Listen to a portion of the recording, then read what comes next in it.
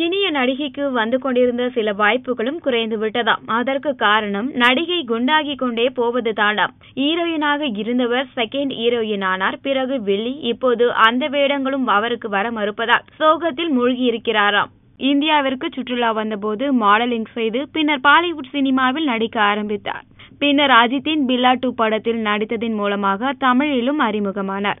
தற்போது இவர் பிரேசிலில் தனது விடுமுறை நாட்களை தனது நண்பர்களுடன் கழித்து வருகிறார். அங்கு அவர் பிகினி உடையில் விதவிதமாக எடுத்த புகைப்படங்களை அவரது இன்ஸ்டாகிராம் பக்கத்தில் வெளியிட்டுள்ளார். அதே உடையில் ஆண் நண்பர்களுடன் நெருக்கமாக நிற்கும் படங்களையும் அதில் பதிவேற்றம் செய்து தனது இணையதள பக்கத்தை சூடேற்றியிருக்கிறார்.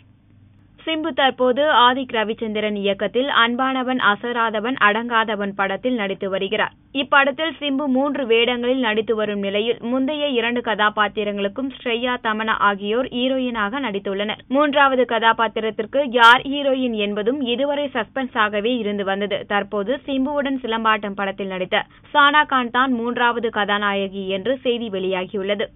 செல்வராகவன் டைரக்ஷன்ல ரிலீஸ் ஆகி கடுமையாக விமர்சிக்கப்பட்ட புதுப்பேட்டை, 1000ல் ஒருவன் ஆகிய 2 படங்களுக்கும் 2ஆம் பாகத்திற்கான கதையை செல்வராகவன் எழுதி முடித்துள்ளதாக செய்திகள் வெளியாகியுள்ளது. படங்கள் இயக்காமல் 2 வருடங்களாக வீட்டில் இருந்த சமயத்தில் இப்படத்தின் கதைகளை அவர் எழுதியுள்ளதாக கூறப்படுகிறது. ஆனால் தற்போது அவருக்கு வேறு பணிகள் இருப்பதால் இந்த 2 படங்களையும் இயக்கப் போவதில்லை என்று கூறியுள்ளார் செல்வராகவன். சூப்பர் ஸ்டார் ரஜினி அவ்வப்போது வீட்டில் பல்வேறு நபர்களை சந்திப்பதால் நீண்ட காலமாக மன்றத்தில் உறுப்பினர்களாக இருக்கும் எங்களை சந்திக்க வேண்டும் என்று மன்ற நிர்வாகிகளிடம் ரசிகர்கள் தெரிவித்தார்கள்.